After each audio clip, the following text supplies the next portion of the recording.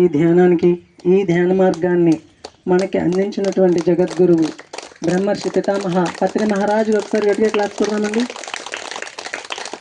Hostel మాస్టర్స్కి, ప్రకృతి దేవతలకు ప్రతి ఆదివారం ఎంతో అద్భుతంగా నిర్వహించుకుంటున్నటువంటి ఈ ఆత్మీయ సత్సంగాలకు, ఎంతో దూర ప్రాంతాల నుంచి విచ్చేస్తూ మనకి వారి యొక్క ఆత్మజ్ఞానాన్ని అందిస్తున్నటువంటి గురువులకు థ్యాంక్ యూ అండి.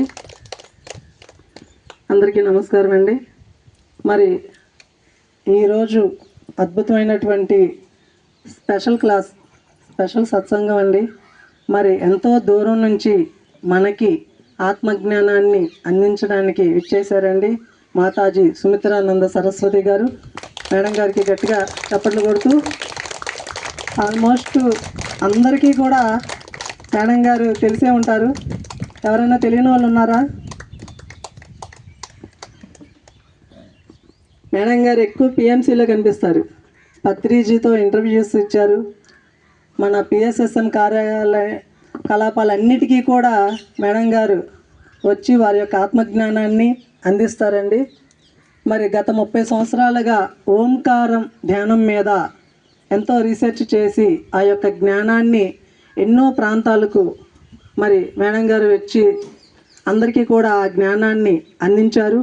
కాకినాడలో ప్రణవ ఆశ్రమం అని చెప్పి మరి అద్భుతమైనటువంటి ఆశ్రమాన్ని ఏర్పరిచి ఎంతో ఉన్నతమైనటువంటి ఆధ్యాత్మిక సేవని, విలువలని అందరికీ చేరేలాగా ఎంతో కృషి చేస్తున్నారండి. ఈరోజు కూడా ఉదయం నుంచి ఇప్పుడు సాయంత్రం వరకు కూడా మేడం గారికి ఎన్నో సత్సంగాలు ఉన్నాయి. అందులో ఒక సత్సంగానికి ఇక్కడ మనకి ఆపర్చునిటీ ఇచ్చారు కాబట్టి మనం ఈరోజు ఎంతో అదృష్టవంతులుగా భావిస్తున్నాం మేము. Thank you. ఏకేశ్వరం మాతాజీ గారు మరి ఈరోజు మన ఈ సత్సంగానికి రావడానికి మూల కారణం మన ఏకాశ్రం. మేడం గారి జ్ఞానాన్ని మనం తీసుకుందాం, ఒకరోజు మన గోశాలలో ఈ సత్సంగాన్ని ఏర్పరచుకుందాం అని చెప్పి మేడం గారితో మాట్లాడడం, గుడివాడ వరకు వెళ్ళి మేడం గారిని దగ్గరుండి తీసుకొచ్చి ఇక్కడికి మనకి ఈరోజు ఈ జ్ఞానాన్ని అందిస్తున్నారు. ఏకాశ్రమంకి కూడా మన అందరం కూడా చప్పట్లు కొడదామండి వారి మాటల్లో మేడం గారి గురించి. ఏకాశ్రం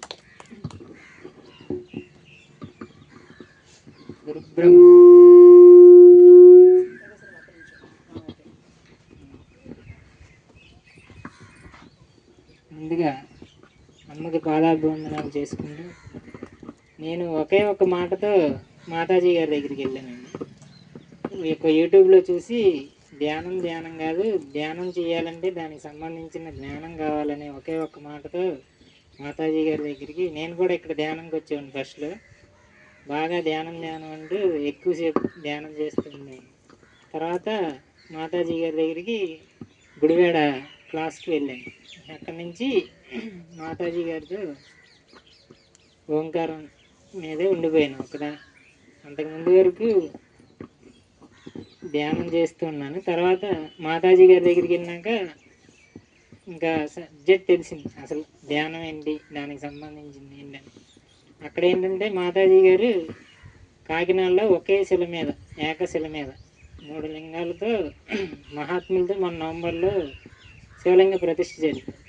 అక్కడ స్పెషల్ ఏంటంటే ప్రతి నెల 2వ శనివారం, ఆదివారం చిన్నపిల్లలకి, స్త్రీలకి ఓంకారం చేయాలనుకునే ఎవరైతే ఇంట్రెస్ట్ ఉన్న వాళ్ళ కోసం ఆశ్రమాన్ని స్థాపించారు. ప్రతి నెల 2వ శనివారం, ఆదివారం అక్కడ క్లాసులు జరుగుతాయి.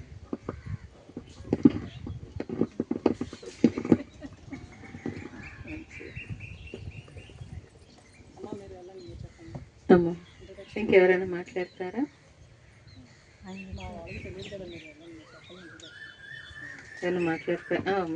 మాట్లాడుతున్నారా?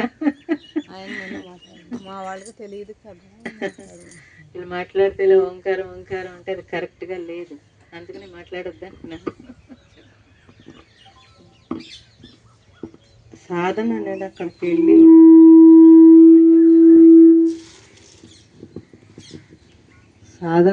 అక్కడికి వెళ్ళి అమ్మ దగ్గర ఉండి అన్నీ చేస్తే తెలుస్తుంది. ఓంకారము, ధ్యానము అనేది మాటల్లో చెప్పడానికి సాధ్యం కాదండి. ఆశ్రమం వెళ్ళి అక్కడ ఆశ్రమం నుండి అక్కడ వాతావరణం అమ్మ ఎంతో తపశ్శక్తితో అక్కడ ఆవిడ యొక్క తపశ్శక్తిని ధారపోసారండి. ఆవిడ 6 నెలలు నిరాహారంగా ఉండి 60 రోజులు ఒక్క మంచినీళ్ళు, తర్వాత 6 నెలలు నిరాహారం, ఒక్క పండు గురుముఖత. ఆవిడ అంత దీక్షతో, కఠోర దీక్ష, ఆ దీక్షతో సాధన చేసి ఆ యొక్క తపశ్శక్తిని భూమికి పెంచారండి. అక్కడ లింగ ప్రతిష్ఠ గొప్పతనం అది. అక్కడికి వెళ్ళి ఆ స్థలంలో కూర్చుంటే సాధనలో కూర్చున్న వాళ్ళకి తెలుస్తుందండి. అది మేము ఇక్కడ చెప్తేను ఇంకోటి కాదు. ఆశ్రమంలోకి వెళ్ళి ఆశ్రమంలో కూర్చుంటే ధ్యానం అంటే ఏంటి, అక్కడ ఎలా ఉంటుంది, మన యొక్క ఇదేంటి, మన యొక్క అనుభూతులు మీకు ఇక్కడ ఈ ధ్యానం చేస్తున్నారు కదా, అక్కడికి కూడా వెళ్ళి ఆ ధ్యానంలో కూర్చుంటే మీకు తెలుస్తుంది. అక్కడికి వెళ్ళి కూర్చుంటే అమ్మ ఇక్కడ ఆశ్రమంలో అమ్మ అసలు ఎటువంటి రుసుము తీసుకోరండి. ఆశ్రమంలో ఉండి సాధన చేసి అక్కడ ఆహారం కూడా పెడతారు. మీరు అక్కడ సాధన చేసి మౌనం, ఎవరెవరితో మాట్లాడరండి. చిన్న సూది మొన శబ్దం కూడా వినపడదండి. ఇంత నిశ్శబ్దం. రమణ మహర్షి అరుణాచలంలో రమణ మహర్షి దగ్గర ఎంత నిశ్శబ్దం ఉంటుందో అక్కడ అంత నిశ్శబ్దంగా ఉంటారండి. అమ్మ శిష్యులు ఎంతోమంది అనునిత్యం అక్కడికి వచ్చి ఆ కర్మయోగం చేస్తూ నిష్కామ కర్మ కర్మయోగం. అమ్మ ఆవిడ నిత్యం అసలు అక్కడికి వెళ్తే ఖాళీ ఉండరండి. అసలు నిత్యం రోజు ఉదయం రోజు 2 గంటలు పడుకుంటారు అమ్మ. ఇంత శ్రమ సాధన నిరంతరం చేస్తూ ఉంటారండి అక్కడ. అది మీరు వెళ్ళి చూస్తే తెలుస్తుందండి. అమ్మ పిఎంసీలో చాలా చోట్ల ప్రవచనాలు ఇచ్చి ఉన్నారు. అయినప్పటికీ కూడా ఇక్కడనే మేము చెప్తాం, చెప్పిన దానికన్నా కూడా మీరు అక్కడికి వెళ్ళండి. వెళ్తే ఈ ధ్యానానికి ఆ ధ్యానానికి ఉన్న తేడా అన్నీ తెలుస్తుంది. ఓకే అమ్మా, ఎవరైనా మాట్లాడతారా? ఓకే.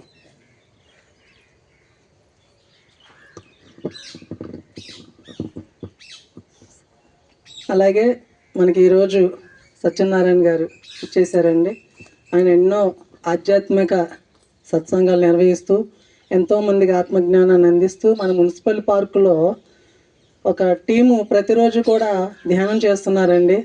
ఆ టీంకి 365 రోజులు కంటిన్యూషన్గా వెళ్ళి వాళ్ళకి జ్ఞానాన్ని అందించారు సార్. ఒక్కరోజు కూడా మిస్ అవ్వకుండా. సార్ని 2 మాటలు మాట్లాడవలసిందిగా కోరుచున్నాను.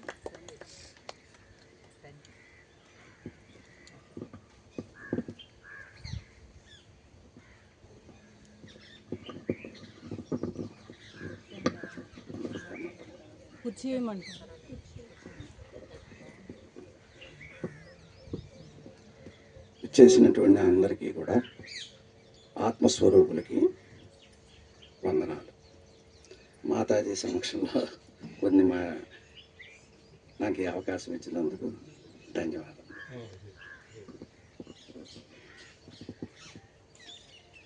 మనం అందరం ఎప్పటి నుంచో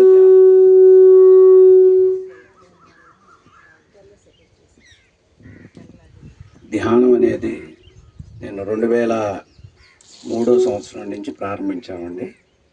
ఒక్కొక్క మెట్టు ఎక్కుకుంటూ ఆత్మజ్ఞానం వైపు ప్రయాణం చేసి ఇప్పుడు శిష్యుల్ని కూడా తయారు చేస్తున్నాము.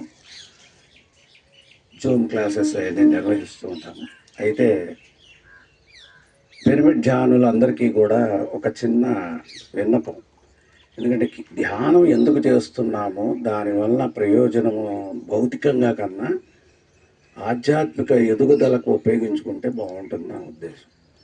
ఏదో మనకి కోరికలతో చేసేటటువంటి ధ్యానం కొంతవరకే ఫలితాన్ని ఇస్తుంది.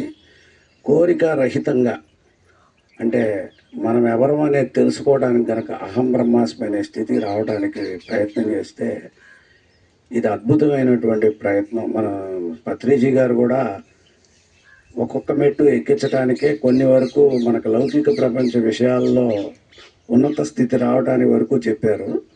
కానీ ఇంకా దానిమన్నా మనం ఎదగాల్సిన అవసరం ఉంది.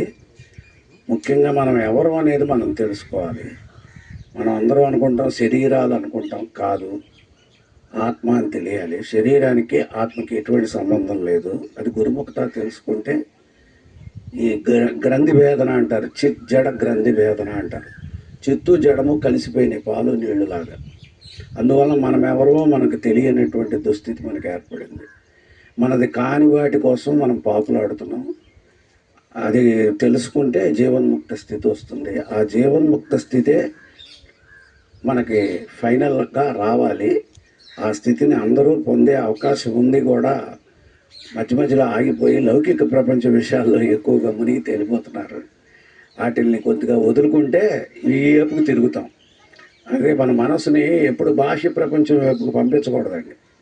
కోరికలకు మలయంలో చిక్కుకుంటే దానిలోంచి బయటపడతాం ఎవరి వల్ల కాదు. కాబట్టి కొద్దిగా మనసుని పరమాత్మ వైపు, మనలో ఉన్నటువంటి కూటస్థాత్మ వైపుకు మరలిస్తే నేనే పరమాత్మనన్న జ్ఞానం మీకు కలుగుతుంది. అటువంటిది ఈ సత్పురుషులు లాంటి వాళ్ళని తీసుకువచ్చినప్పుడు వాళ్ళ యొక్క పవర్ మనకి ప్రసరిస్తుంది. మొన్న మధ్యనే మేము శీలానంద్ గారు అని చెప్పి చెన్మయ మిషన్ మచిలీపట్నానికి తీసుకొచ్చి వారం రోజుల కార్యక్రమం కూడా నిర్వహించాం. ఎందుకంటే సత్పురుష దర్శనము, సద్గ్రంథ పఠనము, సజ్జన సాంగత్యమే మన అభివృద్ధికి ఉపయోగపడుతుంది. అది ఎక్కడ జరుగుతున్నా కూడా మనం ఎన్ని పనులు ఉన్నా సరే సత్సంగాన్ని మాత్రం వదిలిపెట్టకండి, సజ్జన సాంగత్యం మాత్రం వదిలిపెట్టద్దు దయచేసి. ఎందుకంటే లౌకిక ప్రపంచ విషయాలన్నీ ఇప్పుడంతా ధన సంపాదన మీదే, కీర్తి ప్రతిష్టల మీదే మన మనసంతా ఉంటుంది. ఇప్పుడు ఏంటంటే సంపాదించడం, భోగించడం, ఈ రెండు తప్ప మనకి ఇంకా వేరే ఆలోచనలు లేవు. వాటి నుంచి కొద్దిగా మార్చుకుంటే మన జీవితం బాగుపడుతుంది. లేకపోతే రోగగ్రస్తులు అవుతాం, అంతకుమించి ఏమో. అందుకనే ఇవాళ హాస్పిటల్స్ విపరీతంగా జనాలు పెరగడానికి కారణం ఏంటంటే మితిమీరిన ఎక్స్పెక్టేషన్స్. మన గురించి మనకి తెలియదు, మన గురించి మనం తెలుసుకోవాల్సిన అవసరం ఉంది. అంటే ఈ శరీరాన్ని ఉపయోగించుకుంటూ నేను ఎవరో తెలుసుకుని ఈ శరీర యాత్రని చక్కగా ముగించాలి. అది మన యొక్క ఫైనల్ డెస్టినేషన్ అవ్వాలి. అంతేగాని భోగాలకు వెంబడపడితే మాత్రం రోగాలు వస్తాయి. అందుకని మనకి ఇలాంటి మాతాజీల యొక్క అద్భుతమైనటువంటి ప్రసంగాలు మనం వినాలి. పోతే ఓంకారం గురించి చెప్పారు. అసలు ఓంకారాన్ని నిత్యేకాక్షర పరబ్రహ్మం అంటారమ్మా. అంటే మనం పరమాత్మ అవాంగ్ మానసు గోచరం, వాక్కుకి మనసుకి అందరూ. అటువంటి అవాంగ్ మానసు గోచరమైనటువంటి పరమాత్మ పరబ్రహ్మాన్ని ఓంకారంతో అనుసంధానం చేసినప్పుడు మనకు తెలియకుండానే మనలో ఉన్నటువంటి జీవభావం నశించి పరమాత్మ భావం ఉత్పన్నమవుతుంది. దానికి మనకి ఇది ఒక వారధి లాంటిది ఓంకారం. అయితే ఓంకారాన్ని జపించేటప్పుడు దాని యొక్క అసలైన స్వరూపాన్ని మనం గ్రహించాలి. దాని వెనక ఉన్నటువంటి నిర్గుణ తత్వాన్ని. ఇప్పుడు మనకు అక్షర పరబ్రహ్మ యోగం అని అంటారు. అక్షరము, క్షరము. ఏది అక్షరము? ఆత్మ అక్షరము. క్షరమైంది ఏంది? శరీరము. ఆత్మ అక్షరం అంటే మనం అనుకుంటాం, అక్షరం అంటే అక్షరం మనం చదువుకునే అక్షరాలు అనుకుంటాం. అక్షరం అంటే ఇక్కడ ఆత్మ అని అర్థం. ఆత్మ అనాత్మ వివేకం కలిగి ఉండి నేను ఆత్మనని తెలుసుకుని అనాత్మను వదిలి ఎప్పుడైతే పరమాత్మ పరబ్రహ్మంలో మన నిత్యము అనుసంధానమై ఉంటామో మనలో జీవభావం తొలగి పరమాత్మ భావన మేలుకుంటుంది. అప్పుడు మనకు తెలియకుండానే మన ఈ శరీరాన్ని వికెట్ చేసేటప్పుడు అంత్యకాలేచ అన్నాడు భగవద్గీతలో. ఆ చివరి సమయంలో కూడా ఆనందంతో ఈ శరీరం నుంచి ప్రాణం వెళ్ళాలట. ఎందుకంటే మనం చనిపోయేటప్పుడు ఇప్పుడే బాధని శంకర భగవత్పాదులు వారు అనేకంగా వర్ణిస్తారు. కోటి సూదులు గుచ్చుకున్నంత బాధ వస్తుందంట. అప్పుడు మనసు నిశ్చేష్టమైపోతాం, ఏమీ తెలియని పరిస్థితి వస్తుంది. ఆ సమయంలో కూడా జ్ఞాని అనేవాడు శరీరాన్ని ఆనందంగా వదులుతాడు. అటువంటి స్థితిని మనకి కలగజేయటం కోసమే ఈ ఆధ్యాత్మిక ప్రయాణం. ఇప్పటి నుంచి ప్రాక్టీస్ చేస్తే కానీ ఆ చివరి అంతకాలేజీలో మనం ముక్తి మోక్షం వైపుకు వెళ్ళలేము. అందుకని ఇప్పటి నుంచే మనం అన్నీ ప్రారంభించుకుని వాటి మీద ఎక్కువ ధ్యాస పెడితే అంత్యకాలేజీలో మనకు బాగా పనికొస్తుంది. ఈ అవకాశం ఇచ్చినటువంటి మాకు ధన్యవాదాలు.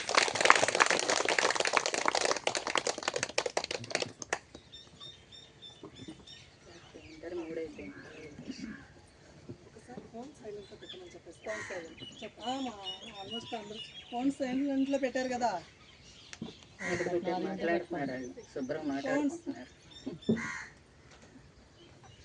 దయచేసి అందరూ కూడా ఫోన్ సైలెంట్లో పెట్టుకుందామండి. సైలెంట్లో పెట్టండి.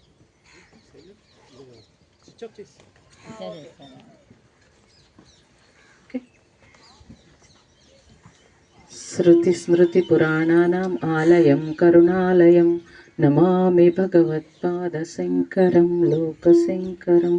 శ్రీ గురుభ్యో నమః. మీ అందరి హృదయాల్లో ఉన్న పరమాత్మకు నా హృదయపూర్వక నమస్కారం. చాలా సంతోషము. ముందుగా అంటే ఏకేశ్వరరావు గారు నిజంగానే ఎప్పటి నుంచో అడుగుతుంటే ఇప్పటికి అవకాశం వచ్చింది. అది కూడా గుడివాడ రావడం వల్ల ఇక్కడికి రావడం జరిగింది. అయితే నా దృష్టిలో మీ ధ్యానం మా ధ్యానం లేదండి. ఇది మీరు ఫస్ట్ గుర్తుపెట్టుకోవాల్సిన విషయం. అలాగే మీ గురువు మా గురువు ఉండరు. ఇది కూడా గుర్తుపెట్టుకోవాల్సిన విషయం. ఓకే, మనం కళ్ళు మూసుకుని మంచి స్థితిలోకి వెళ్ళాక మీరు ఏ ధ్యానం చేస్తున్నారని మీకే గుర్తుండదు కదా. అందుకని అలా భయపట్టాలు అలా ఉండకూడదు. అందుకే ధ్యానానికి సంబంధించిన జ్ఞానం, అదే ఏకేశ్వరరావు గారు చెప్పింది, ధ్యానానికి సంబంధించిన జ్ఞానం కావాలి ఫస్ట్. అలాగే ఆధ్యాత్మికత అంటే మనం బల్లి వేయటం కాదు, అలాగే ఏవో నేర్చుకున్న ముక్కలు మస్తిష్కం నుంచి నోట్లోంచి రావడం కాదు. ఆచరణ లేని ఆధ్యాత్మికత శూన్యం అన్నారు. అందుకని ఆధ్యాత్మికత అంటే ఆచరణ మాత్రమే. ఆచరణ లేకుండా మన నోట్లోంచి ఒక్క మాట వచ్చినా అది మనకి మహాపాపం అవుతుంది. అంటే చెప్పడం చాలా ఈజీ. ఎవరైనా ఇలా మైక్ పట్టుకుని చెప్పడం చాలా ఈజీ. కానీ అది ఆచరించి అనుభవంతో చెప్పడం చాలా కష్టం. పత్రిజీ గారు ఆయన అందరికీ ధ్యానం నేర్పాలని అనుకున్నారు, అలాగే నేర్పించారు. శాకాహార ర్యాలీని దారిలో కూడా చెప్పాను. శాకాహార ర్యాలీ అనేది ఆయన తప్ప ఇంకెవరూ చేయలేదు. అలాంటి గొప్ప ఉద్యమం చేశారు ఆయన. మాకు కూడా అదే గౌరవం. ఆ గౌరవం, ఆ రెస్పెక్ట్ ఉంది కాబట్టి ఇప్పుడు మీరందరూ ఒక చెట్టు కింద అయినా సరే ధ్యానం చేసుకోవాలి అంటే ఎండొచ్చినా వానొచ్చినా సరే అని ఆ ధ్యానం చేయాలి అనే తపన అక్కడ ఆయన నుంచే వచ్చింది. అది కాబట్టి ధ్యానానికి సంబంధించిన జ్ఞానం అంటే మళ్ళీ మీరు గుర్తుపెట్టుకోవాల్సింది ఏంటంటే మా ధ్యానం మీ ధ్యానాలు ఉండవు. ఇది కూడా మీరు గుర్తుపెట్టుకోవాలి. ఈ ధ్యానం ఆ ధ్యానాలు ఉండవు. అన్ని ధ్యానాలు ఎక్కడికి? ఆత్మస్థితిలో మీరు శాంతిగా ఉండడానికి, అంతేనా? అన్ని ధ్యానాలు ఎవరు చెప్పినా ఏం చెప్పినా ఎలా చెప్పినా మొత్తం మీద మీరు కళ్ళు మూసుకున్న తర్వాత మీరు అశాంతి నుంచి శాంతి వైపుకి ప్రయాణం చేయడానికైనా ధ్యానం, ఇంకోలా ఉండదు కదండి. అయితే మనకి ఎవరైతే తెలియచేశారో వాళ్ళ పట్ల కృతజ్ఞతతోటి కొంచెం ఉప్పొంగి మాట్లాడతారు. అది తప్పని ఎవరు అనరు. కానీ మనము ధ్యానులము అని మనం చెప్పుకోకూడదు.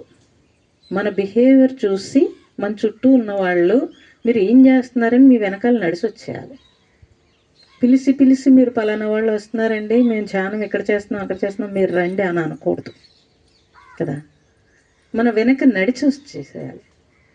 అంటే మనము ఆ గురువుకి, మీరు ఎవరైతే గురువు అనుకుంటున్నారో వాళ్ళకి నిజంగా సమర్పణ అయితే కనుక మీలో మార్పు చుట్టూ ఉండేవాళ్ళు చూడాలి. మనం చాలా మాట్లాడి చాలా వరకు మనం ఆ మాట్లాడుతూ ఏదో ఇన్స్పైర్ చేసి వాళ్ళతోటి ఏదో చేయించాలని మనం అనుకుంటాం. కానీ మన బిహేవియర్ చూస్తారు చుట్టూ పీపుల్. ఎవరు కూడా ఇవాళ రేపు తెంగరోళ్ళు ఏం కాదండి. ఓకే, ఇంకా చెప్పేవాళ్ళే తెంగరవాళ్ళు. ఎందుకనంటే పడుకుని సెల్ ఫోన్లో బోళ్ళ గురువుల గురించి వినేయగలరు. మీరు ఎవరెవరో చెప్పినవన్నీ బోళ్ళు వినేయగలరు. స్మార్ట్ ఫోన్లు వచ్చిన తర్వాత, సోషల్ మీడియా వచ్చిన తర్వాత మీరు ఎక్కడికి వెతుక్కుని పరుగు పెట్టాల్సిన అవసరం లేదు కదండి. అప్పుడు పత్రిజీ గారు పాపం ఇంటింటికి తిరిగి ఊరు పాదయాత్రలు చేసారేమో. ఇప్పుడు సోషల్ మీడియా నుంచి ఎలా వచ్చేస్తున్నారు చూడండి కదండి. అయితే అన్నీ తెలుసు ఇప్పుడు అందరికీ. ఎవరికి తెలియని విషయాలంటూ ఏమీ లేవు. ఇదివరకే పూర్వం గురువు దగ్గరికి మీరు ఎంతో కష్టపడి వెళ్ళి వాళ్ళ దగ్గర ఉండి నేర్చుకోవాల్సింది. ఇలా వెన్నుపూసి నిటారుగా పెట్టి హాయిగా ధ్యానం చేయండి అని చెప్పేవాళ్ళు కూడా లేరు. ఎలా కావాలంటే అలా సబ్జెక్ట్ వినేయచ్చు. మీరు మీకు నచ్చకపోతే ఛానల్ మార్చేసి మళ్ళీ ఇంకో గురువుతో వినేయచ్చు. అయితే బాగుంది, కానీ బోల్డ్ ఇన్ఫర్మేషన్ ఇక్కడ పెట్టుకుంటున్నారు. ఆచరణ ఇది కదా. అన్నీ తెలుసు అందరికీ, అన్నీ తెలుసు అందరికీ, కానీ ఆచరణ ఏది? ఇంత ఇన్ఫర్మేషన్ ఉంది ఇక్కడ, కానీ కన్ఫ్యూజ్ అయిపోతుంది. తర్వాత ఏంటి, నెక్స్ట్ ఏంటి అన్నది తెలియట్లేదు. చూడండి, విషయం తెలుసు, కానీ ఆహార విహారాదుల్లోనే కంట్రోల్ లేదు కదండి. మన శరీరం చూస్తే తెలిసిపోతుంది. మన శరీరం చూస్తే అది అనారోగ్యంతో ఉందా ఆరోగ్యంతో ఉందా తెలిసిపోతుందా లేదు. అప్పుడు మరి ధ్యానం చేసేవాళ్ళు ఎలా ఉండాలండి? ఎలా ఉండాలి? ఆరోగ్యంగా, ఆనందంగా, మొహంలో ఒక గ్లో ఉండాలి కదా కదా. అలా మీరు ఉన్నప్పుడు మీరు ఏదైనా ఒక మాట చెప్పినా అవతల వాళ్ళకి ఇమీడియట్లీ తాకుతుంది. అలాగే వాక్శుద్ధి కూడా కావాలి. వాక్శుద్ధి కూడా కావాలి. వాక్శుద్ధి లేకుండా ఎవరేం చెప్పినా లోపలికి కూడా దూరదు అంటారు. ఇప్పుడు పత్రిజీ గారిని ఎందుకు ఫాలో అయ్యారు?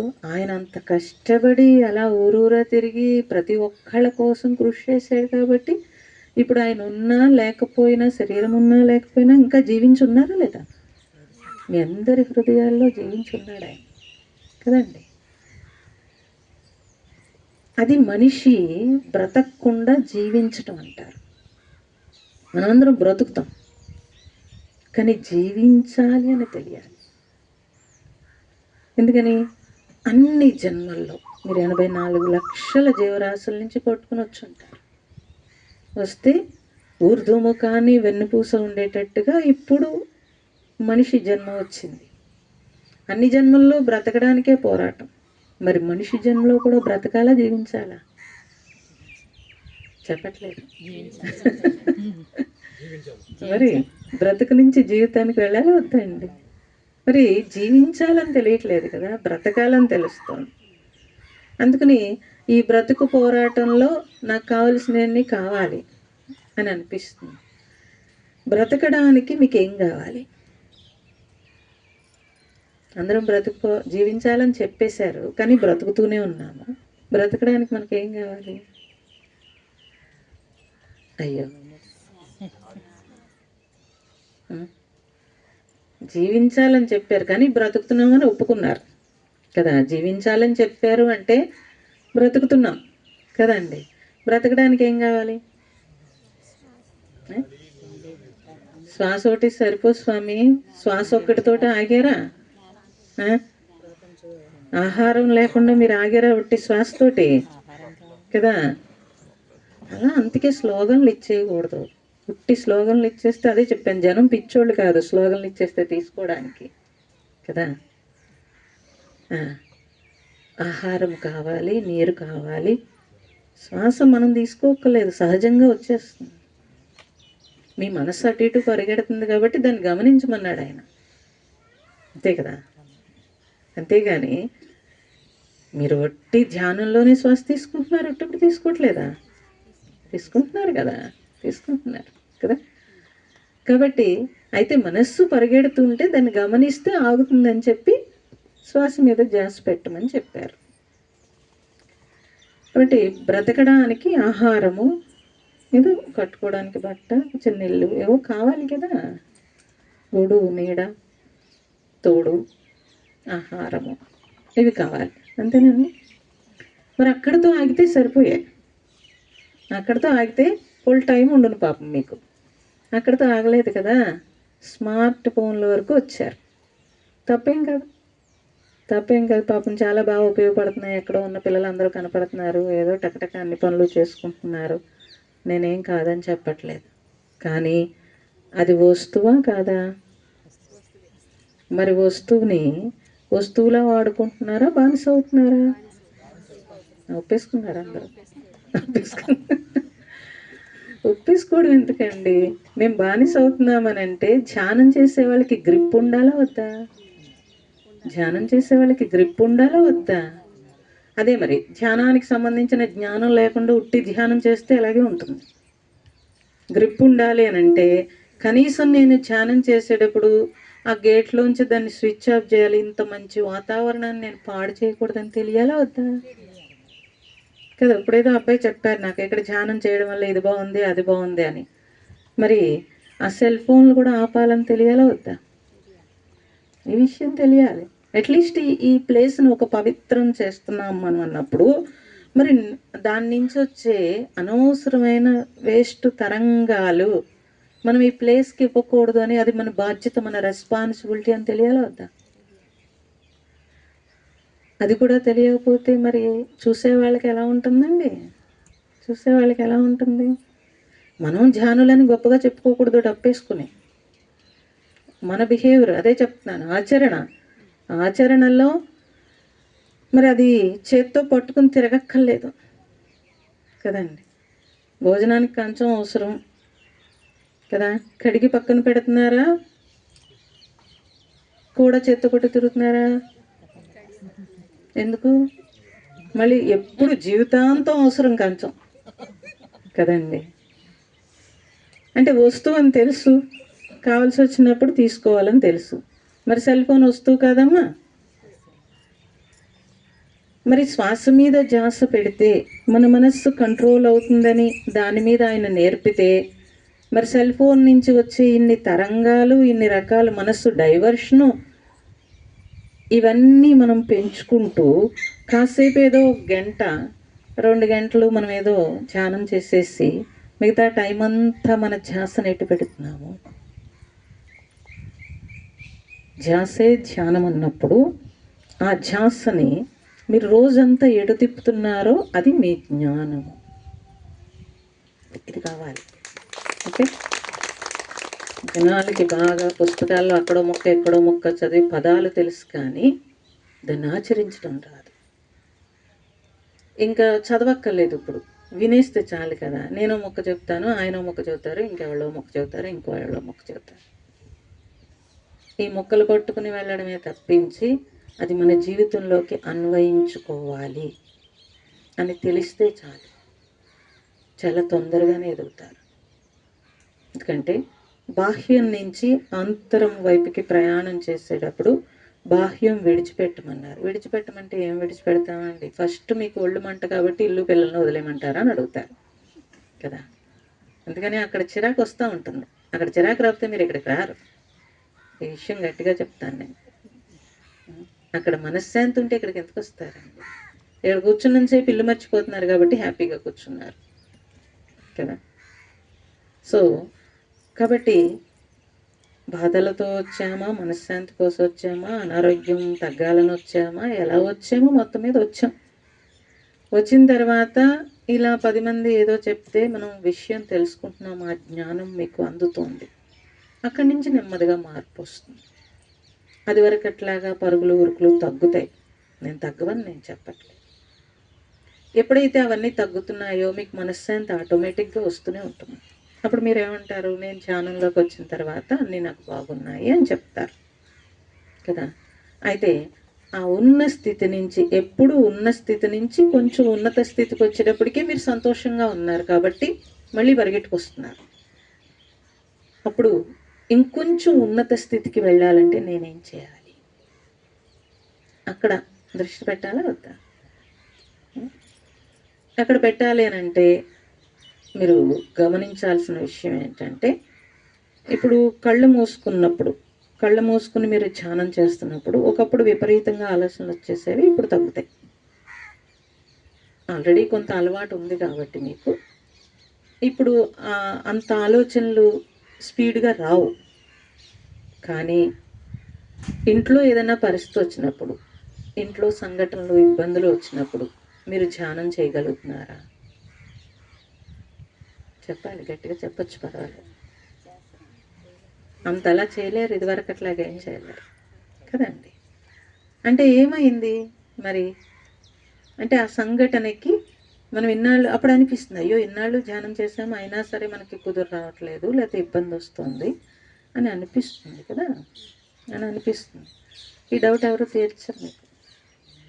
ఇబ్బంది వస్తుంది, చాలా వరకు ఇబ్బంది వస్తుంది. ఎవరికైనా సరే ధ్యానులకి ఆ ఇబ్బంది ఉంటుంది. అలా అంటే ఇప్పుడు ఈ మొహం అద్దంలో చూసుకుంటే, మీ మొహం అద్దంలో చూసుకుంటే తెలుస్తుంది. అలాగా మనం వయసులో ఉన్నప్పుడు బాగుండేది, ఇప్పుడు ఏదో ముడతలు పడింది, మచ్చలు వచ్చిందనో, లేకపోతే బాగాలేదనో, జిడ్డుగా ఉందనో, ఏదో మీరు చూసుకున్నప్పుడు మీ మొహం అద్దంలో క్లియర్గా మీకు తెలుస్తుంది. లేకపోతే తెలియదు కదండి, ఎవరో చూసి చెప్పాలి. అద్దం మన ప్రతిబింబం కదా, తెలియచేస్తుంది. అయితే సాధన చేసేటప్పుడు పరిస్థితులు, సంఘటనలు ప్రతిబింబం. ఎందుకు? మిమ్మల్ని మీరు చూసుకోవడానికి. అందరూ చాలా బాగున్నారు అంటారు, మీరు కూడా చెప్తారు, మేము ధ్యానంలోకి వెళ్ళాక ఎంత బాగున్నాండి, అంత బాగున్నాం, మీరు కూడా వచ్చేయండి అని చెప్తారు. వాళ్ళు రారు. ఎందుకు రారో చెప్పాను, నేను ముందే చెప్పాను ఎందుకు రారో. ఇప్పుడు ధ్యానం చేస్తుంది కానీ ఏం మారింది అన్నది వాళ్ళు చూసుకుంటారు కదా, వాళ్ళు చూసుకుని. అందుకే కదా మీరు వస్తున్నారు, మీ ఇంట్లో పిల్లలు రావట్లేదు చూసారా? ఎందుకు? పిల్లలు గమనించేస్తారు. మనం చెప్పేది, మనం చేసేది ఇంట్లో గమనించేస్తారు. ఇంకా పక్కింటి వాళ్ళ మాట అయినా వింటారు కానీ మీ మాట వినరు. మీరు గమనించారే విషయం? ఎవరి మాట అయినా వింటారు వాళ్ళు, మన మాట వినరు. ఎందువల్ల అంటే వాళ్ళు అన్నీ చూస్తారు చిన్నప్పటి నుంచి. మనం ఎన్నిసార్లు తప్పులు చేస్తున్నామో, ఎన్నిసార్లు అబద్ధం చెప్తున్నామో, ఎన్నిసార్లు బిహేవియర్ ఎలా ఉందో అన్నీ వాళ్ళు అబ్జర్వ్ చేసేస్తారు. వాళ్ళకి మైండ్లో ఒక ముద్ర వచ్చేస్తుంది. మీ పెద్దవాళ్ళ దగ్గర మీరు ఎవ్వరూ ఎదిరించలేదు. ఎందుకని? వాళ్ళు అంత సైలెంట్గా ఉండేవారు, వాళ్ళు క్రమశిక్షణతో ఉండేవారు, అనవసరమైన విషయాల జోలికి వెళ్ళేవారు కాదు, విచ్చలవిడితనం లేదు వాళ్ళకి. అందువల్ల మనకు ఒక రెస్పెక్ట్ ఉంది మన పెద్దలంటే. మీరేం అనుకోకూడదు, నేను ఎలా చెప్తున్నాను, మీరేం ఇబ్బంది పడకూడదు. మీరు ఇబ్బంది పడినా చెప్పేస్తాను, ఎందుకనంటే తప్పదు మరి కదా, తప్పదు. మీకంటే కూడా మీ వెనక జనరేషన్ కావాలి నాకు. భావి భారత పౌరులు 2 జనరేషన్లు ఈ భారతదేశం యొక్క సంపదను పోగొట్టేశారు. అది మీరు, మీ ముందు జనరేషన్. ఇంకా ఇప్పుడు పిల్లలే బెటర్ అంటాను నేను. ఏసీడీసీ చేస్తే చేస్తూ ఉంటారు, లేదా లేదు మాకు అక్కర్లేదని చెప్పేస్తారు, మొహమే చెబుతారు. మీరు అలా చెప్పరు. చాలా నక్క వినయాలు ఉంటాయి. ఓకే అంటారు కానీ పనిచేయరు. ఇక్కడ ఇలా వినేస్తారు, బయటికి వెళ్ళాక మళ్ళీ మామూలే. ఓకే, ఇది మన పిల్లలు గమనిస్తారు మనల్ని. ఇది మీరు గుర్తుంచుకోవాలి. అందుకని చూస్తే కనుక మన పెద్దలు, మన భారతదేశంలో మన సంస్కృతి సంప్రదాయం అంటే మన సంపద. ఏ సంపద? ఏ సంపద మనకి? ఏ సంపద? ఆధ్యాత్మిక సంపద. అంటే వాళ్ళు ఏం చేశారు అని అంటే చాలా తపస్సు చేసి తపస్సు చేసి ఇన్నర్ ప్రయాణం చేశారు. ఇన్నర్ అంటే లోపల ఆర్గాన్స్ ఏ శక్తితో పనిచేస్తున్నాయి. జీవితం, మనస్సు ప్రశాంతంగా ఉండాలంటే ఏం చేయాలి, ఎలా జీవించాలి అన్న దాని మీద భారతదేశంలో ఎంతోమంది మునులు, ఋషులు తపస్సు చేసి మనకు అందించిన జీవన విధానం. ఇది మన సంపద. అందుకే ఒక్కొక్క మంత్రంతో ఆర్గాన్స్ని కదపగలిగారు. మంత్రశక్తితో, అప్పుడు వైద్యం లేదు, ఓన్లీ మంత్రశక్తితో ఆర్గాన్స్ని కదిపారు. మీరు విని ఉంటారు, ఎప్పటికీ గంగలో స్నానం చేసి సంధ్యావందనం చేసుకుని పేగులు తీసి కడుక్కుంటారు యోగులు, కడిగి మళ్ళీ పెట్టేసుకోగలరు. మీకు విన్నారా ఇది? మీరు విని ఉంటారు, అందుకని పెద్దలు చెప్తూ ఉంటారు కదా. అటువంటి పుణ్యభూమి ఇది. మీరు స్కానింగ్కి వెళ్తే డాక్టర్ స్కాన్ చేసి కూడా చెప్పలేడు అప్పుడు కదండి. మనకి తెలీదు ఏ రోగం వచ్చి మనకి ఇలా ఉన్నామో మనకి తెలియదు. కానీ ఇప్పటికీ హిమాలయాల్లో మహాత్ములు, యోగులు వాళ్ళెవరు బయటికి రారు, ఆ ట్యూబులకి ఈ ట్యూబులకి రారు వాళ్ళెవరు. ఎప్పటికీ ఆహారం లేకుండా ఇంకా గుహల్లోనూ లేకపోతే అడవుల్లోనూ 300-500 సంవత్సరాలు జీవించి ఉన్న యోగులు ఉన్నారు. వాళ్ళ వల్లే మనం పాడు చేసిన ప్రకృతి అంతా ఇంకా సమంగా ఈ మాత్రం నడుస్తుంది అని అంటే వాళ్ళ వల్లే నడుస్తుంది. అంతటి గొప్ప సంపద మనది. మరి ఆ సంపదని మీరు పాటించి వెనక తరానికి అందివ్వాలి. మీ అమ్మమ్మలు తాతయ్యలు అది చేశారు. అది చేసి వాళ్ళు అనవసరంగా ఖర్చు పెట్టేవారు కాదు, అనవసరమైన వాటి జోలికి వెళ్ళేవారు కాదు, ఇల్లు వదిలి ప్రయాణాలు చేసేవారు కాదు. ఎక్కడున్న వాళ్ళు అక్కడ భూమిపుత్రుల్లా ఉండి వాళ్ళు చక్కగా వెనక తరానికి 10 మంది 15 మంది పిల్లలున్నా ఎక్కడ మనశ్శాంతితో ప్రశాంతంగా ఉన్నారు. మీరు లింగులు ఇటుకమంటూ 2 పిల్లలకి బేరం అంటండి, ఇంకా ఒక పిల్లలే. ఆయన చూడండి పాప, ఆయన బాధ. ఒక పిల్లలు నిజమే, అంతకంటే పెంచలేరు. మరి ఏం చేస్తారు అంటే వాళ్ళు దంచుకుని ఇసురుకుని పాపం ఇంతమందికి పొయ్యిల మీద వండి పెట్టి మగవాళ్ళందరూ కష్టపడి తెస్తే ఆడవాళ్ళందరూ దాన్ని జాగ్రత్తగా చేసి ఎంతో శ్రద్ధగా వేడివేడిగా అన్నీ వండి పెట్టి ఆరోగ్యంగా జీవించేవారు. ఎన్ని ఊళ్ళకి ఒక ఆర్ఎంపీ డాక్టర్ ఉండేవాడు. ఇన్ని హాస్పిటల్స్ ఉన్నాయి. ఎవరికైనా మనశ్శాంతి ఉందా? లేదు. ఎవరికైనా ఆరోగ్యం ఉందా? మరి భారతదేశ సంపద అంటేనే ఆరోగ్యము, శాంతి. ఈ సంపదని 2 జనరేషన్లు పోగొట్టేశారు. బ్రిటిష్ వాళ్ళని చూసి మీ తల్లిదండ్రులు మా పిల్లలు ప్యాంటు చొక్కా వేసుకోవాలని చెప్పి కాన్వెంట్లో చదువులో చదివించి కష్టపడి, లేకపోతే ఇంట్లో ఒకరినో ఇద్దరినో చదివించేసి ఏం చేశారో మీరు అంతకంటే దారుణంగా ఆ ఒకరిని ఇద్దరిని చదివిందాంలేని ఆ ఇద్దరిని కని మీరు పరుగులు పెట్టి, మీరు గమనిస్తే మన పెద్దలు అనవసరంగా ₹1 ఖర్చు పెట్టేవారు కాదు. కానీ ఊళ్ళో గుడికి కానీ, ఊళ్ళో బస్ స్టాండ్కి కానీ, ఊళ్ళో ఎవరైనా పెళ్లి చేసుకుంటున్నా కానీ అన్ని సహాయాలు చేసేవారు. వాళ్ళు మాత్రం ఎక్కడ ఒక్క వస్త్రం 2-3 వస్త్రాలతో కంటే అంతకంటే అనవసరంగా వస్తువులు కూడా కొనేవారు కాదు. ఇల్లైనా 2 గదులు, చుట్టూ వరండాలు, అందరూ కలిసి ఉండేవారు. అప్పుడు ఈ మానసిక ఒత్తిడి ఏదండి కదా. రామాయణ భారతాలు చదువుకుంటూ పెద్దలు చెప్పింది ఆచరిస్తూ రెస్పెక్ట్తో జీవితం ఉండేది. సరే పోనీ డెవలప్మెంట్ పేరు మీదుగా మీరు అన్నీ తెచ్చుకుంటున్నారు, మంచి మంచి ఉద్యోగాలు తెచ్చుకున్నారు, బోల్డ్ డబ్బులు వచ్చినాయి, బిల్డింగ్లు వచ్చినాయి, కార్లు వచ్చినాయి. కానీ పోయిందల్లా మనశ్శాంతి, అనారోగ్యం.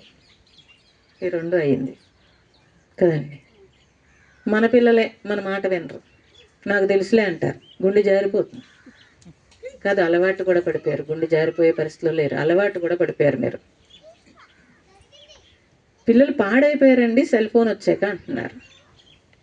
మరి మీ అందరికీ సెల్ ఫోన్ ఎందుకమ్మా అసలు నాకు తెలియగలుగుతాను. అభివృద్ధి పేరు మీదుగా మీరు తీసుకున్న వస్తువులన్నీ ఇల్లంతా పాడు చేస్తూ ఉంటే మీరు ధ్యానం చేసి ఆపగలుగుతారా ఆ తరంగాల్ని? మీరు ఆపగలుగుతున్నారా? ఇంట్లో 4 ఉంటాయి, 1 ఉండదు.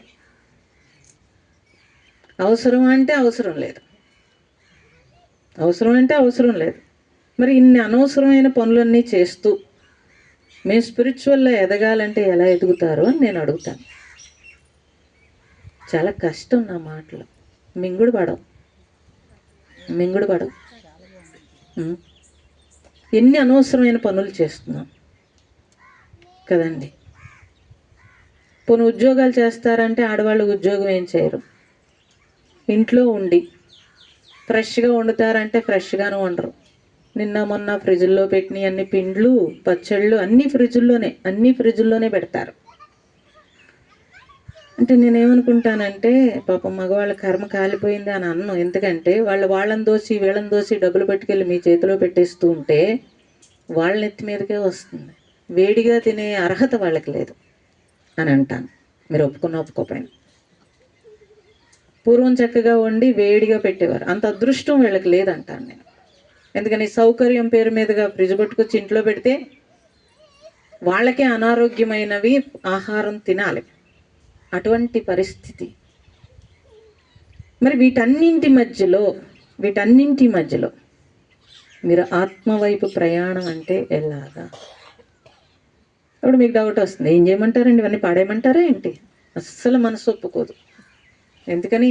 అన్నింట్లో బంధం ఏర్పడిపోయింది, అన్ని వాటిల్లో బంధం ఏర్పడిపోయింది. బంధ విమోచనము మోక్షం అన్నారు.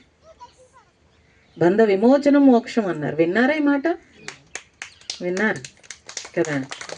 మరి ఏ బంధము? బంధం అనగానే ఇల్లు పిల్లలు అంటున్నారు మీరు, కాదు. ఇప్పుడు మీరు డబ్బులు ఎక్కడ పెట్టారో గుర్తుందమ్మా? డబ్బులు ఎక్కడ పెట్టారో నాకు చెప్పొద్దు, గుర్తుందా గుర్తులేదో చెప్పండి. ఎక్కడ పెట్టారో గుర్తుంది కదా? మీకు ఎన్ని ఆస్తులు ఉన్నాయో గుర్తుందా గుర్తులేదా? మీ అన్నగారులు, తోటికోళ్ళకి, ఆడపడుచులకి, చుట్టుపక్కల ఎన్ని ఆస్తులు ఉన్నాయో గుర్తుందా గుర్తులేదా? అయ్యో గుర్తుంటుంది. మీ అత్తగారికి ఏ గొలుసు ఉందో గుర్తు లేకుండా ఏమి ఉండరండి కదా? అమ్మకి ఏ గొలుసు ఉంది, అమ్మకి ఏ గాజు ఉంది, అత్తగారికి ఏది ఉంది, గుర్తు లేకుండా ఉంటుందమ్మా. అబద్ధం ఆడకూడదు, గుర్తుంటుంది అమ్మా, గుర్తుంటుంది. గుర్తుండకుండా ఏమి ఉండదండి. గుర్తులేదంటే ఆవిడ దాచేసి ఉంటుంది, చూపించి ఉండకపోవచ్చు కదా కదా? గుర్తుండకుండా ఉండదమ్మా, తప్పనిసరిగా గుర్తుంటాయి కదా. ఇంకా పక్కింటి వాళ్ళు మీరు కలిసి కొనుక్కున్న చీర కూడా మీకు గుర్తుంటుంది. అప్పుడు ఎప్పుడో కొనుక్కున్నాం కదా, అది కట్టుకోలేకపోయారా అని అడుగుతారు మీరు, ఏదైనా ఫంక్షన్కి వెళ్తుంటే, ఇద్దరు కలిసి వెళ్తుంటే కదా. అంటే ఇన్ని గుర్తున్నాయి కదా. ఇవన్నీ డబ్బులు ఎక్కడ దాశారో, ఆస్తులు ఎక్కడ దాశారండి? డబ్బులు బీరువాలో దాశామని మీరు అంటారు. బీరువాలో దాశారా, బుర్రలో దాశారా? ఆస్తులు పలానా చోట ఉన్నాయంటున్నారు, అక్కడ ఉన్నాయా బుర్రలో ఉన్నాయా? మరేమండి? మరి ఇన్ని బుర్రలో పెట్టుకుని ధ్యానం చేస్తానంటే ఎలా కుదురుతుందండి? కుదురుతుంది? ఎంతసేపు కుదురుతుంది? అమ్మయ్య, వాస్తవానికి వచ్చారు, దగ్గరగా వచ్చారు, వాస్తవానికి దగ్గరగా వచ్చారు కదా. కూర్చున్నంతసేపు కుదురుతుందండి. బయటికి రాగానే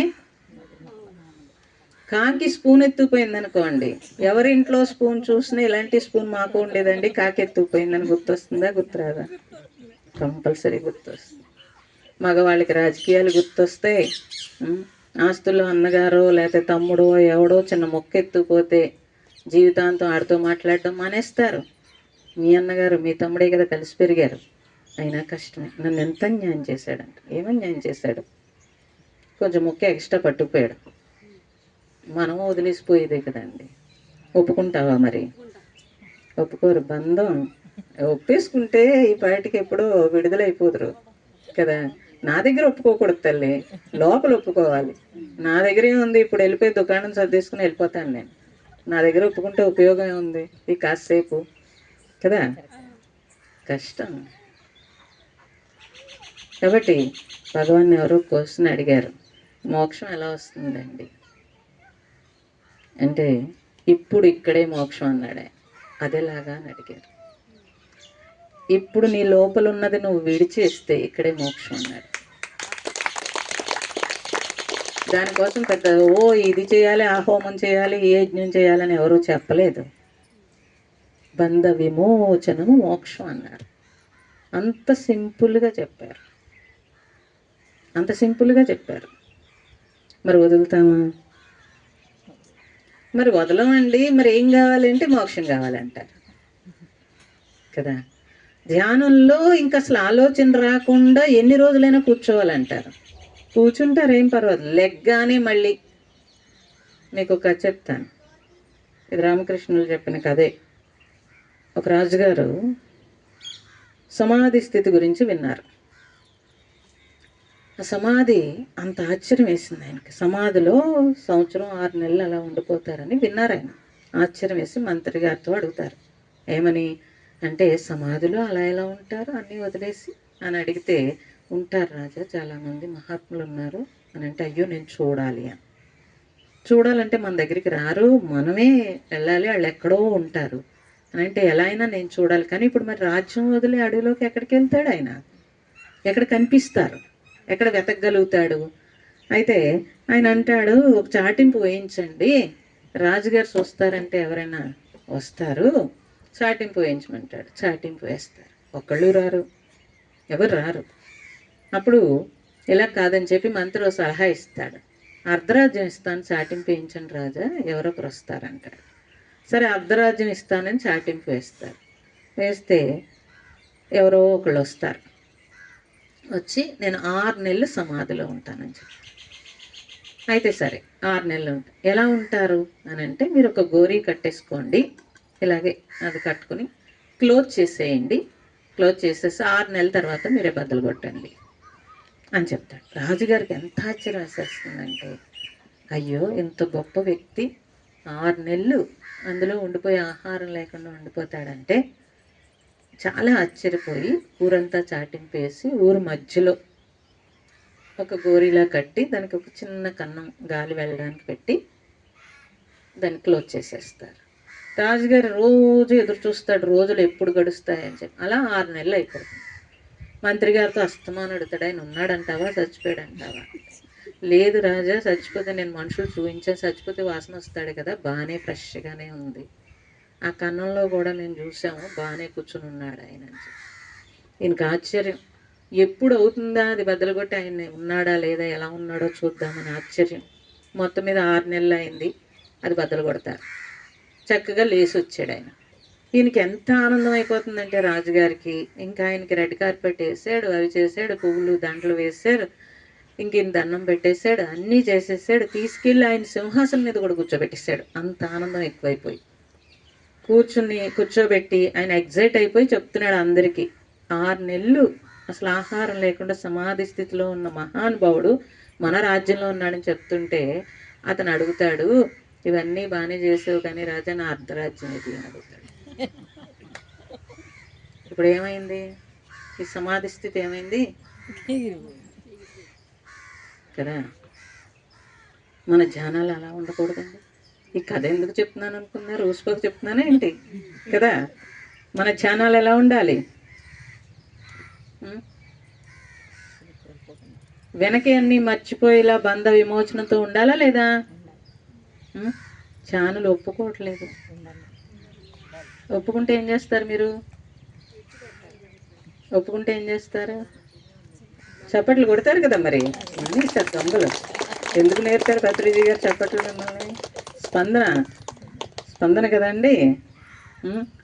అంటే చెయ్యాలేమో అని భయం వేసి ఒప్పుకోవట్లేదు కదండి. కాబట్టి మనం చేసే ధ్యానం ఏదైతే ఉందో అది మన ఎదుగుదలకి ఉపయోగపడాలి. ఎదుగుదల ఎలాగా? ఆహార విహారాదుల్లో, బంధ విమోచనంలో, అన్నింటిలోనూ ఎదుగుదల రావాలి. ఇక్కడ ధ్యానం చేసేస్తూ ఉంటారు, అక్కడ పెళ్ళిళ్ళు పేరెంటాళ్ళు ఏది వదలరు.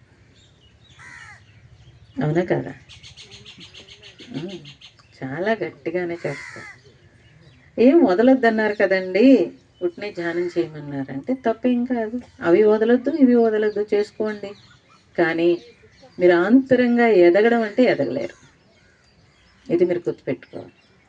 ఎందుకని అంటే ఫస్ట్ మనము ఆధ్యాత్మికము అని అన్నప్పుడు మనకు తెలియాల్సిన విషయం ఏంటంటే ఒక లక్ష్యం కావాలి. ఆ లక్ష్యం ఏంటంటే నేను ఉన్న స్థితి నుంచి ఉన్నత స్థితికి వెళ్ళడం కోసమే ఇందులోకి వచ్చాను అని ఫస్ట్ తెలియాలి మీకు. అంటే అప్పుడు ఎప్పటికప్పుడు ఉన్న స్థితి నుంచి ఉన్నత స్థితికి వస్తారు. ఆ చిల్లరి అన్నీ వదిలేస్తారు. ఇదివరకు ఇట్లా బజార్లు షాపింగ్లు వదిలేస్తారు, సినిమాలు వదిలేస్తారు, ఏవో కబుర్లు వదిలేస్తారు, ఇవి వదిలేస్తారు. వదిలే అక్కడి నుంచి అందరితోటి ఏం చెప్పుకుంటారంటే మేమండి అంతకుముందు ఇలా ఉండేవాళ్ళం, ఇప్పుడు ఇలా ఉన్నామని. అదొక గర్వం, మళ్ళీ అదొక గర్వం. అలా మొదలవుతుంది. అలా మొదలైతే ఎక్కడున్నట్లు లెక్క? అంతకుముందు చీర చూపించి నాకు చూపించి ఉన్న గొప్ప ఇప్పుడు స్పిరిచువల్లో వచ్చింది కదా. వచ్చిందా రాలేదా? అలా రాకూడదు. మళ్ళీ మొదటికి వస్తాను. మిమ్మల్ని చూసి అడగాలి మీరేం చేస్తున్నారని. అంటే మన ఆహార విహారాదులు కానీ మన బిహేవియర్ కానీ అలా ఉండాలి. అలా ఉంటే మీరు ఎదిగినట్లు లెక్క. అలాగే సంఘటనలు సంఘటనల్లో మీరు కదలకుండా ఉండగలిగే మానసిక పరిస్థితి రావాలి. ఇది ఎవరికి వాళ్ళే టెస్ట్ పెట్టుకోవడానికి నేను చక్కటి టిప్పు చెప్పేశాను మీ ఊరు వచ్చి, అంటే చప్పట్లు కొట్టేశారు. ఈ టిప్ వాడుకోవాలి మీరు ఇది వాడుకోవాలి. వాడుకుంటే కనుక మీకు తెలుస్తుంది మీరు ఎదిగేవా లేదా అని. మీరు ఎవరిని అడగక్కర్లేదు, భగవంతుడు మనకి ప్రారంధానుసారం బోల్డ్ సంఘటనలు వస్తూ ఉంటాయి. మనకి అనేక పరిస్థితుల్లో కుటుంబాల్లో బోల్డ్ ఇబ్బందులు, బోల్డ్ బాధలు ఉండకుండా ఏమి ఉండవు. ఓకే, ఆ సమయంలో అంతకుముందు నేను ఎలా ఉన్నాను, ఇప్పుడు నేను ఎలా ఉన్నాను అనేది మీకు స్పష్టంగా తెలుస్తుంది. చిన్న చిన్న వాటికి మీరు కదలరు, పెద్ద పెద్దవి వస్తాయి. పెద్దవి వచ్చినప్పుడు మనం ఎలా ఉన్నాము,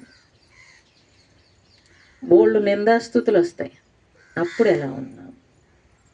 మన పిల్లలు ఏదో ఇబ్బందులు పడుతూ ఉంటారు, అప్పుడు ఎలా ఉన్నాం.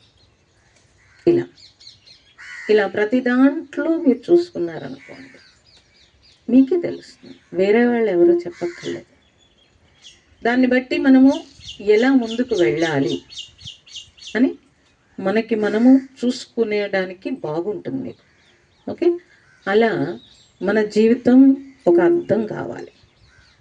సో మీ జీవితం ఇతరులకు కూడా అర్థం కావాలి. ఓకే, మీ జీవితం ఇతరులకు కూడా అర్థం కావాలి. వాళ్ళు కూడా మిమ్మల్ని చూస్తే వాళ్ళని వాళ్ళు మర్చిపోయేలా ఉండాలి. అప్పుడు మీరు నిజంగా పత్రిజీ గారికి నివాళి. అప్పుడు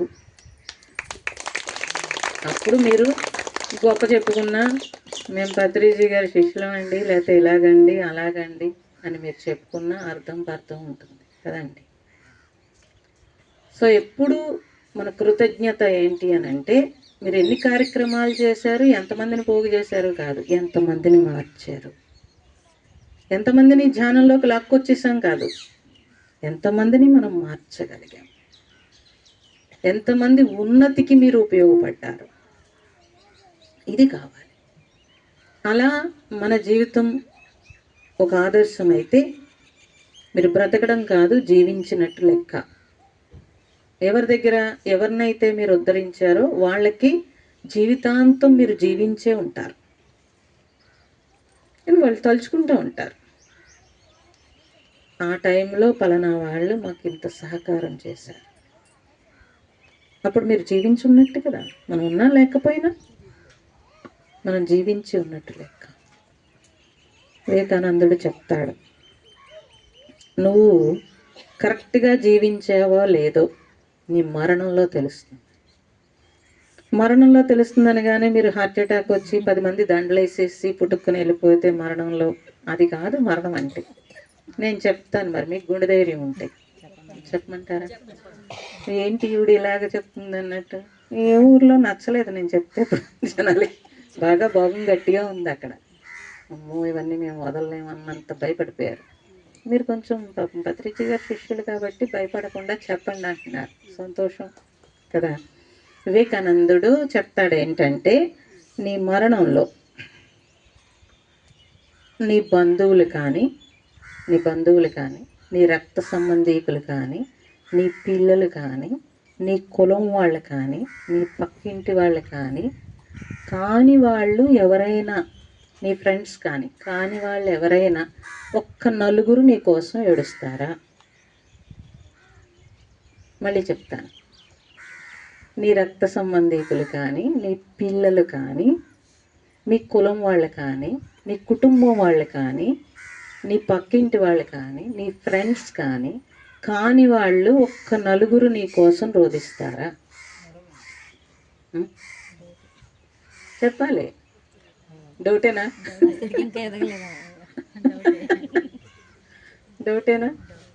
డౌటే. అందరికీ డౌటే ఇది. ఎందుకని? అది మరి కదా. అలా నువ్వు జీవిస్తే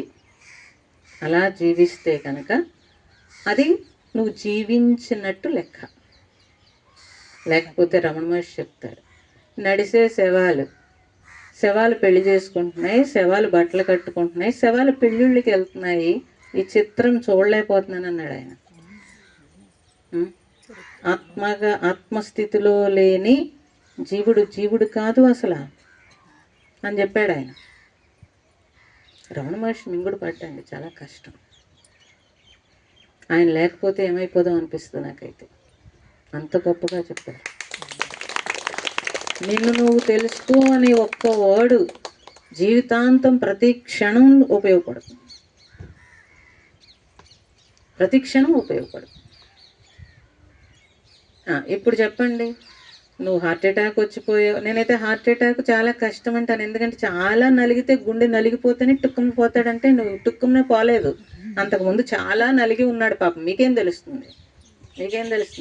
చాలామంది పైకి ఎవరిని ఏమన్నారు, లోపల నలిగిపోతూ ఉంటారు కదా. అవన్నీ గుండెకి దెబ్బే మరి కదండి. సో కాబట్టి అలా మనం చూసి చెప్పేస్తాం రకరకాలుగా. మన ఇష్టం, అభిప్రాయాలు, నిర్ణయాల్లో ఉంటాం కాబట్టి మనం ఏవో సలహాలు చెప్పేస్తూ ఉంటాం. అలా కాదు, నీ మరణం కూడా నీకు తెలియాలి. లోపల భయం, హార్ట్ అటాక్లు, భయంతో కదండి హార్ట్ అటాక్లు అన్నీ వచ్చేవి. సో మన మరణం కనీసం తెలిస్తే, ఏదో అనారోగ్యం వచ్చిందనుకోండి, వాడు కనీసం కొంత వైరాగ్యం వస్తుంది. మీరేమంటారు? హార్ట్ అటాక్ వస్తే సుఖమైన మరణం పొందాడని మీరు అంటున్నారు. స్పిరిచువల్లో అలా అనరు, దాన్ని అలా అనరు. కనీసము కాలు చెయ్యో వంగి మంచమే పడ్డాడు అనుకోండి, ఎంతో కొంత వైరాగ్యం వస్తుంది, విరక్తన్న వస్తుంది. చుట్టూ ఉండేవాళ్ళు చూడరు కదా, అప్పుడు అర్థమవుతుంది విషయం. ఎన్నాళ్ళు ఎంత భ్రమలో బతికానని అర్థమవుతుంది, పైకి చెప్పినా చెప్పకపోయినా విషయం అర్థమవుతుంది. ఇప్పుడు ఆ మరణం మంచిదా, హార్ట్ అటాక్ మంచిది అంటారా? కదా. ఎందుకనంటే ఈ జీవితంలో తెలుసుకోకపోతే ఉత్తమమైన జన్మలో ఎప్పుడు తెలుసుకుంటారమ్మా? ఇంకా ఇప్పుడు ఇలా విన్న జ్ఞానం ఏమీ వంటబట్టదండి. విన్న జ్ఞానము ఈ కాసేపు బాగుంటుంది. అంటే ఇప్పుడు నేను ఎంతసేపు, గంట సేపు చెప్పానంటే ఆ గంట సేపు మీరు ఆలోచించకుండా ఈ ప్రకృతికి కొంచెం సేవ చేస్తాను నేను. ఎందుకని? మీరు ధ్యానం చేసిన ఆలోచనలు వచ్చేస్తాయి. నిద్రపోయినప్పుడు ఒకటే ఆలోచనలు రావు, మీరు గమనించాలి. మీరు తలకాయ మెడకాయ వాళ్ళు చేశారంటే శుభ్రంగా ధ్యానంలో నిద్రపోతున్నట్లు లెక్క. వెన్నుపూస నిటారుగా ఉంటే ఎరుకతో ఎలర్ట్గా ధ్యానం చేయమన్నాడు. అది కూడా భగవానే చెప్పాడు, ఎవ్వరూ చెప్పలేదు. ఎరుకతో ఎలర్ట్గా ధ్యానం చేయమన్నారు. అంటే బ్యాక్ బోన్ ఎప్పుడు స్ట్రైట్గా ఉండాలి. వాలింది అంటే ఏంటి అర్థం? ఎరుకలో లేరని అర్థం కదండి. ఎరుకలో లేరని అర్థం.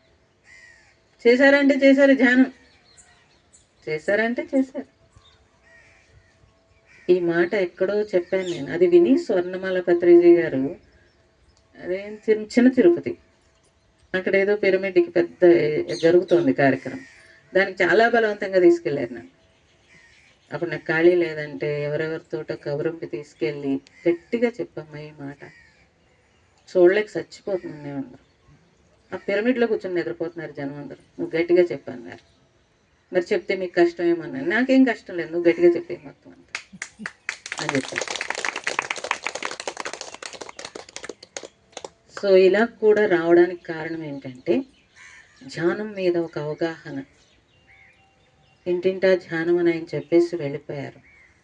కానీ ఆ నెక్స్ట్ మీరందరూ ముందుకు వెళ్ళాలనే తపన, ఇంకా ముందుకు వెళ్ళాలనంటే ఆ ధ్యానం మీద ఒక అవగాహన వస్తే మీరు బాగా వెళ్తారు. మీరు వెళ్తే మీ వెనక వాళ్ళు కూడా వెళ్తారు. అంతే కదా. మిమ్మల్ని చూసి ఇంకో నలుగురు మారాలి కదండి, లేకపోతే ఎందుకు ఇదంతా శ్రమ కదా. కాబట్టి ఇప్పుడు చెప్పండి, ధ్యానానికి సంబంధించిన జ్ఞానం వచ్చిందా లేదా? ఎంత వచ్చింది?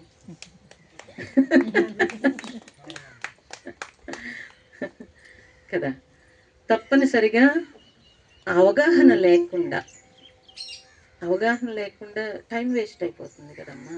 ఎలా? ఇప్పుడు రాని వాళ్ళు ఈ తాడేపల్లిగూడెంలో మచిలీపట్నంలో రాని వాళ్ళు ఎలాగూ రాలేదు. ఏదో పాపం మీరు ఏ జన్మలోనూ మనకు కొంత వాసన ఉంటుందండి, ఉంటేనే కొంత ప్రయాణం చేస్తాం మనం. వచ్చిన వాళ్ళు ఎలాగో వచ్చారు, మరి వచ్చిన వాళ్ళకి అవగాహన కావాలా వద్దా? ఆ అవగాహన కోసమే మేము రావడం. ఓకే, కాబట్టి అందుకే చెప్తున్నాను ఏంటంటే, మీరే కదా పత్రిక గారు కూడా చెప్పారు. ఏం చెప్పారు అంటే, ఆయన అందరి గురువులది తీసుకోవాలని చెప్పారు, అవునా కదా? ఆ మాట మాకు చాలా నచ్చింది. అది నిజం. నువ్వు నీ స్వార్థంతో వేరియేషన్ చేస్తున్నావు, కానీ ఎవరు చెప్పినా ఒకటే చెప్తారు. ఫైనల్గా మీరు అందరూ లక్ష్యం చేరుకోవడానికే కదండి. ఎవరైనా లక్ష్యం చేరుకోవడానికే కదా, అదే తప్పించి వీళ్ళు వేరు వాళ్ళు వేరు అని ఉండదు. అలా ఉండదు, ఎక్కడా ఉండదు అసలు. ఉంటే అది స్పిరిచువల్ కాదు, సరైన గురువు కూడా కాదు. ఉంటే కనుక సరైన గురువు కాదు. నాది నీది, నాది నేను వదలడానికి కదండి మనం స్పిరిచువల్లోకి వస్తాం. మళ్ళీ అక్కడికి వచ్చి ఈ కటాఫ్లేంటి, భయం. జనాలకి భయం, బెంగ, బాధ వదలడమే స్పిరిచువల్ యొక్క లక్షణం. ఆ మూడు లేకుండా నువ్వు ఎదగాలి. భయపడుతూ, బాధపడుతూ, బెంగపడుతూ నేను ఇందులో ఉన్నాను అని అంటే ఎవరు చెప్తారండి?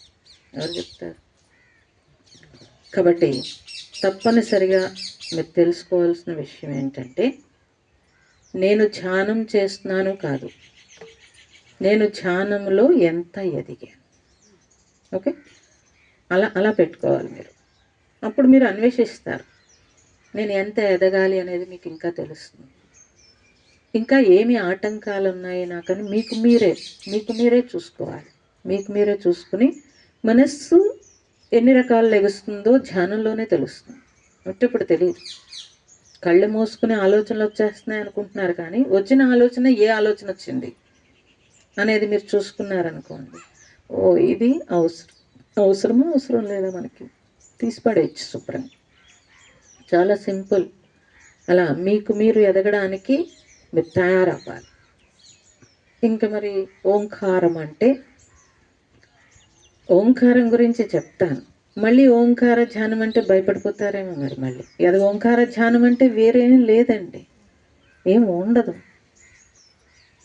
అందరూ అదే చెప్పాను, ఫస్టే చెప్పాను. అందుకే అందరూ ధ్యానంలోకి వెళితే ఏ ధ్యానము లేదు కదా. అందుకని ఓంకారం అన్నప్పుడు ఏదో స్వామి చెప్పారు, నాకు తెలిసి నేను ఏ ఓంకారం మీద రీసెర్చ్ అండి 20 సంవత్సరాలు రీసెర్చ్ అంటే మళ్ళీ నేను పుస్తకాలు చదివి రీసెర్చ్ చేయలేదు, అనుభవమే పాఠం నాకు. ఆ అనుభవంలో ఆ ఓంకారము ఎవరెవరి మీద ఎలా పనిచేస్తుంది, ఎలా ఆ శబ్దము, ఓంకారం అంటే శబ్ద తరంగం, అది శబ్దం పరబ్రహ్మ స్వరూపం అన్నారు. ఈ సృష్టి అంతా శబ్దంలోనే ఉంది మొత్తం. దానికి బోల్డ్ సబ్జెక్టు, వ్యాక్స్ సబ్జెక్టు. అయితే అలా ఆ ఓంకారము, ఆ శబ్ద తరంగాన్ని పట్టుకోవడం అంటారు. ఓంకారం అంటే పలకడం కాదు. మీరు అందరూ పలకడం అనుకుంటారు, అది పలకడం కాదు. రీసెర్చ్ అంటే ఏంటండి? ఆ శబ్ద తరంగం చూడండి ఎలా కూస్తుంది కదా, ఆ శబ్దం ఎలా వస్తుంది, దాంట్లో ఆ తరంగం ఏమిటి అనేంత సబ్జెక్ట్ కావాలి. అది ఓంకారం అంటే. అంతేగాని పుస్తక భాషలో ఓంకారము ఏదో రాసి ఉన్నది సరిపోదండి, సరిపోదు. మన మహాత్ములందరూ దాని మీద ఎంతో కృషి చేసి ఉన్నారు. వాళ్ళు రాయరు, అందుకే రాసింది ఉండదు వాటి మీద. కొన్ని డీప్ సబ్జెక్టులు రాయడాలు కుదరవు, రాయరు కూడా. అది గురుముఖత అనుభవేద్యము, లేదా ఈశ్వరుడు మనకి ఇవ్వాలి. ఈశ్వరుడు ఇస్తే ఇన్యం తీరుతుందంటే మీరు అందరూ డబ్బులు అనుకుంటారు. ఈశ్వరుడు ఇస్తే ఇన్యం తీరడం అంటే డబ్బులు అనుకోకూడదు. ఓకే, మనం అందుకోలేని విషయాలు ఏవైతే ఉన్నావో వాటిని మనకు అందిస్తే ఏన్యం అంటారు. అంటే ఇంక మళ్ళీ నువ్వు అది వస్తే ఇంక రెండోది అక్కర్లేదు నీకు. ఓకే, విషయాలు తెలివి వాడేసుకుంటున్నారు అంతే, పదాలు వాడేసుకుంటున్నారు. విషయం తెలిస్తే పదాలు వాడటానికి జడుస్తారు. ఓకే, ఓంకారము శబ్ద తరంగం. ఆ శబ్దము గాలి నుంచి, నీటి నుంచి, పశువుల నుంచి, పక్షుల నుంచి, అన్నింటి నుంచి మూడు రకాల సౌండ్ వస్తుంది. అది ఆ, ఉ, మా. అందుకని మంత్రంలో మనకి అకారస్య, ఉకారస్య, మకారస్య అంటే ఆ మూడింటి కలయిక ఓంకారం అయితే, ఆ మూడింటిని మన మహాత్ములు ఆ మూడింటిని కలిపారు. అంటే ఈ పంచభూతాల నుంచి వచ్చే ఆ 3 సౌండ్ని, అంటే పశువులు కానీ పక్షులు కానీ పుట్టిన పిల్లవాడు పుట్టగానే ఉవా అని ఏడుస్తాడు. మీరు నేర్పారా ఇంటి కొట్లో? శబ్దం చేశాడు కదా, శబ్దం చేశాడు. కాబట్టి ప్రతి దాని నుంచి ఆ శబ్దాన్ని వాళ్ళు తీసుకుని అన్నీ కలిపి ఆ 3 సౌండ్లు వస్తున్నాయి. కాబట్టి ఆ మూడింటిని వాళ్ళు కలిపితే ఆ 3 అయింది. మంత్రానికి ముందు అంటే అప్పుడు మహాత్ములు, అప్పుడు మనకి వైద్యం లేదు, పూర్వం వైద్యం లేదు. అయితే లోపల ఆర్గాన్స్ని కదపాలి అని అంటే, ఆర్గాన్స్ని శుద్ధి చేయాలి అని అంటే మంత్రం కనిపెట్టారు. మంత్రంతో ఆర్గాన్స్ని శుద్ధి చేసేవారు, ఆర్గాన్స్ని కదిపేవారు. ఆ తర్వాత ప్లాంట్ బేస్డ్ వైద్యం వచ్చింది. అంతకుముందు మంత్రమే వైద్యం. అందుకే మనకి ఏదన్నా బాగోలేదన్నా ఏమన్నా అంటే ఈ పూజ ఆ పూజ చేయండి అంటే అర్థం ఏంటి? ఆ మంత్రం అది. అయితే రాను రాను దాన్ని క్యాష్ చేసుకోవడానికి అనేక రకాలైన వచ్చేయటం వల్ల పక్కకి వెళ్ళిపోయినాయి ఇవన్నీ. అలాగే వాక్శుద్ధి లేకుండా మంత్రం చదివితే ఫలించకపోవడం వల్ల ఇవన్నీ పక్కకు వెళ్ళిపోయాయి. ఇదంతా మన సంపద. అవి పట్టుకెళ్ళి విదేశీయులు గుళ్ళు కట్టుకుని శుభ్రంగా చేసుకుంటున్నారు. వాళ్ళు క్రిస్టియానిటీ పోయి అక్కడ గుళ్ళు కట్టుకుని చక్కగా భజనలు చేసుకుంటూ, వాళ్ళు మంత్రం చేసుకుంటూ, జపం చేసుకుంటూ వాళ్ళందరూ ఉన్నారు. మనకి ఎందుకు పెరిగింది క్రిస్టియానిటీ అంటే ఆధ్యాత్మికం అంతా కూడా ఖర్చుతో కూడుకున్నది అయిపోయింది. ఎవరెవరో గురువులు, ఎవరెవరో రకరకాలుగా వాళ్ళ సొంత సెల్ఫ్ దానికోసం రకరకాలుగా డబ్బులు వసూలు చేయటం మొదలు పెడితే అక్కడి నుంచి మొదలైపోయింది దాన్ని క్యాష్ చేసుకోవడం. ఇవాళ స్పిరిచువల్ పెద్ద బిజినెస్ అయిపోయింది. ప్రజల పీపుల్కి కూడా నమ్మకం పోయి అటువంటి దుస్థితి వచ్చేసింది. కాబట్టి మేమందరం రోడ్డు మీదకి రావాల్సి వస్తాం, రోడ్డు మీదకి వచ్చి చెప్పాల్సి వస్తాం. 30 సంవత్సరాలు నేను ఎక్కడ రోడ్డు మీదకి రాలేదు. నా రీసెర్చ్, నా సొంత సాధనే సరిపోయింది. అయితే ఇప్పుడు చూస్తున్నప్పుడు ఇదంతా బాధాకరమైన విషయం. భగవంతుడు ఏ లంచం పెడతారండి మీరు భగవంతుడికి? ఆయన అభయం కదండి, ఆయన అభయం. మీరు ఏమీ ఇవ్వక్కర్లేదు, అన్నీ ఆయనే ఇచ్చాడు. ఇక్కడ అన్నీ ఆయనే ఇచ్చాడు, అమర్చి ఉంచాడు. అమర్చి ఉంచిన దాన్ని మీరు అక్కడ పెట్టి ఇక్కడ పెట్టి నేను చేశాను అంటున్నారు కదా. ఏ ప్రాణి చూడండి, ఏ ప్రాణికి డబ్బులు అవసరం లేదు. అన్ని ప్రాణులు బ్రతుకుతున్నాయి కదా భగవంతుడి మీద ఆధారపడి. ఎవరో చేశారు అంటున్నారు. ఆ ప్రాణులకి ఆహారం ఇస్తున్నారా లేదా? వస్తుంది కదా. ఒక్క మనిషికి ఆశ ఎక్కువైపోయింది కాబట్టి కష్టం అవుతుంది. ఎంతమంది యోగులు, ఎంతమంది మహాత్ములు అడవుల్లో తపస్సు చేస్తూ వాళ్ళకి ఎవరు ఇస్తున్నారు ఆహారం? మీరు చూసి ఉండకపోవచ్చు. చెప్పారు కదా అమ్మగారు, మా ప్రతిష్టకి వచ్చారు 130 సంవత్సరాలు 110 సంవత్సరాలు. వాళ్ళెవ్వరూ పైకి చెప్పరు. అలా వాళ్ళకి ఎవరు ఇస్తున్నారు ఆహారం? గమనిస్తే వాళ్ళు మనుషులే కదండి, తెలియాలి మనకి. మరి కానీ తెలియట్లేదు. అందుకని ఆ శబ్దాన్ని వాళ్ళు ఏం చేశారంటే మంత్రము, తర్వాత మంత్రంతో వైద్యము, తర్వాత ప్లాంట్ బేస్డ్ వైద్యము. మన పెద్దలు ఒక్క ఆర్ఎంబి డాక్టర్తో బతికేశారు. మరి మీరు ఇంత అభివృద్ధి చెందారు కదా, ఇన్ని రకాల స్పిరిచువల్ నేర్చుకున్నారు, కానీ ఏదన్నా వచ్చేటప్పటికి భయం వేసేస్తుంది. హాస్పిటల్ చుట్టూ పరిగెడుతున్నామా లేదా? పరిగెట్టొద్దని నేను చెప్పట్లేదు, వెనక తరానికి ఏమిస్తారు అంటున్నాను. జీవన విధానాన్ని మార్చేశారు, అనారోగ్యాలు ఇంట్లో పెట్టుకుంటున్నారు, కూర్చుని అలవాట్లు చేసేసుకున్నారు. మీరు చేసేసుకున్నారు, మీ వెనక జనరేషన్కి చేసేసారు. చేసేసి తప్పదండి అంటున్నారు,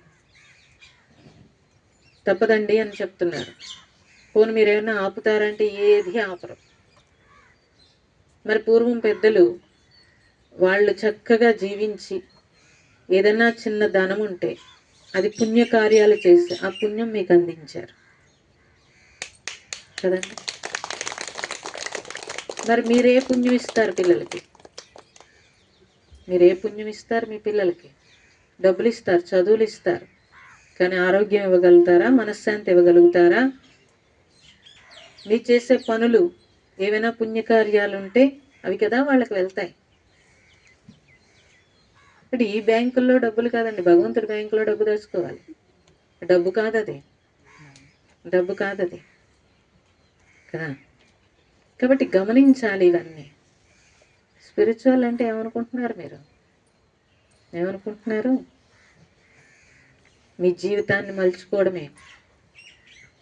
భగవంతుడిని ఆరాధించేటప్పుడు భగవంతుడి వైపుకి వెళ్ళి మీరు లేకపోతే ఆత్మ అన్నారు, పోని నేను నామరూపాలు వద్దండి మేము ధ్యానం చేస్తున్నాం, లోపల చైతన్యము ఆత్మ అని పెద్ద పెద్ద పదాలు బాగానే చెప్తారు, కానీ ఆత్మకి ఏం కావాలండి? ఆత్మకి ఏం కావాలి? ఏం కావాలి? ధ్యానం కావాలా? ఆత్మకి అసలు ధ్యానం కావాలా? ఏం కావాలి? విడుదల అంటే మీరు మీ శరీరం వదిలేసి వెళ్ళిపోవాలనుకుంటే వెళ్ళిపోతుందా లేదా? పిల్ల పెళ్ళవలేదు, ఒక క్షణం ఆగని మీరు ఆపగలుగుతున్నారా? మరి మరి ఏం కావాలి దానికి?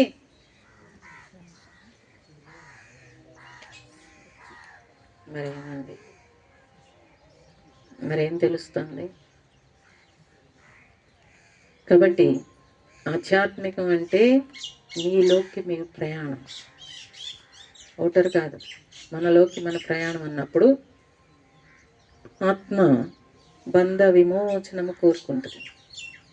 అస్తమాన శరీరం తీసుకోవడానికి ఎన్ని జన్మల నుంచి ఎత్తి ఎత్తి ఊర్ధ్వముఖము చూసే వెన్నుముక్క నిటారుగా ఉండే శరీరాన్ని తీసుకుని కనీసం ఇప్పుడైనా వీడు ఉద్ధరించబడతాడేమో అని చెప్పి ఎదురు చూస్తే ఉద్ధరించబడకుండా 4 పెళ్ళిళ్ళు 6 పేరంటాళ్ళు మనం పెళ్లి చేసుకుని పాపం ఆయన సుఖపడలేదు, పిల్లలు సుఖపడలేదు, మనము సుఖపడలేదు. మళ్ళీ మీరు వెళ్ళి అక్షింతలు వేస్తూ ఉంటారు, చూడాలి ఎంత చిత్రంగా అనిపిస్తుందో నాకు.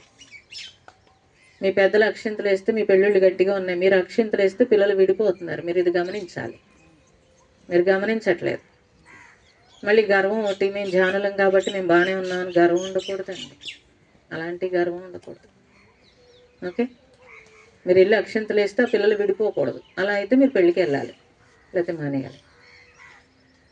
చాలా కష్టం అండి ఈ మాటలు, ఎందుకంటే నేనని చాలా గర్వం ఉంటుంది. అది వదలకుండానే కూర్చుంటాం. మరి ఓంకారం అంటే ఆ శబ్ద తరంగం పట్టుకోవాలంటే ఈ నేను వదలకపోతే ఎలా పట్టుకుంటారండి? ఈ నేను వదలకపోతే ఎలా పట్టుకుంటారు? అంత సూక్ష్మత అది. అలాంటి సూక్ష్మత అందుకోవాలి అని అంటే కనుక తప్పనిసరిగా ఆ నేను నాది అనేది విడుదల అవ్వాల్సి ఉంటుంది, ఆ జర్నీ చేయాలి. ఓకే, దాని మీద చాలా పెద్ద సబ్జెక్టు, కానీ ఇప్పుడు చెప్పాలంటే అంత టైం ఉండదు. అయితే మీకు మెడిటేషన్ చేయించాలి అని అంటే ఈ పంచభూతాలు మనకు అన్నీ ఇస్తున్నాయి, తిరిగి మనం ఏమి ఇవ్వట్లేదు. కృతజ్ఞతతో ఒక ప్రార్థన, అది భగవద్గీతలో శ్రీకృష్ణుడు చెప్పిన ప్రార్థన, నేను చెప్తాను, మీరు చెప్పండి. అలాగే ఓంకారము ఎలా పలకాలనేది నేను చెప్తాను. ఆ తర్వాత నేను పలుకుతాను ముందు, అది విని మీరు అనండి. ఓకేనమ్మా? ఆ తర్వాత నా వాయిస్ వినండి. మీరు ఎలా అలవాటు ఉంటే అలాగే ధ్యానం చేసుకోండి. లేదు అంటే ఒకవేళ ఆలోచనలు వచ్చేస్తున్నాయి మీకంటే భూమధ్య స్థానాన్ని అబ్జర్వ్ చేయమని చెప్తాను అంతే. నేను లేదు మీకు శ్వాస మీద ధ్యాస ఉంటే అలాగే పెట్టుకోండి, అదేం తప్ప అందరూ ఎవరుకో. ఓకే, సో ధ్యానం మొదలుపెట్టి మళ్ళీ మీరు ఎలాగూ అంటే ధ్యానం అలవాటు ఉంది కాబట్టి ప్రశాంతంగానే ధ్యానం చేస్తారు. మళ్ళీ నేను ఓంకారం చెప్పి కళ్ళు తెరవండి అన్నప్పుడు కళ్ళు తెరవండి. ఓకేనమ్మా? చేద్దామా ధ్యానం? ధ్యానులు కూడా ఎంత నీరసంగా ఉంటే, ధ్యానం చేయాలంటే హుషారుగా ఉత్సాహంగా ఉంటారు కదా. ఉసూరుమంటూ ఉంటే ఏం చేస్తారంటే నిద్రపోతారు. అసలే ఓంకారం చెప్తే తరంగము నిద్ర వచ్చేస్తుంది మీకు. నా బెంగ అది. హాయి వచ్చేస్తుంది ముందు, ఫస్ట్ హాయి వచ్చేస్తుంది. హాయి వచ్చేస్తే మీకు నిద్ర వచ్చేస్తుంది. అది నా బాధ. ధ్యానం చేద్దామంటే ఎలా ఉండాలండి చెప్పాను, ఎరుకతో ఎలర్ట్గా. అది ఆ సెల్ కూడా తీసేయమ్మా, ఆ సెల్ తీసేయాలి ముందు. సెల్ స్విచ్ ఆఫ్ చేయాలి నాకు. ఆ తరంగాలు ఉండకూడదు, ఆ తరంగాలు ఉండకూడదు. ధ్యానం చేయాలంటే ఎలా ఉండాలి?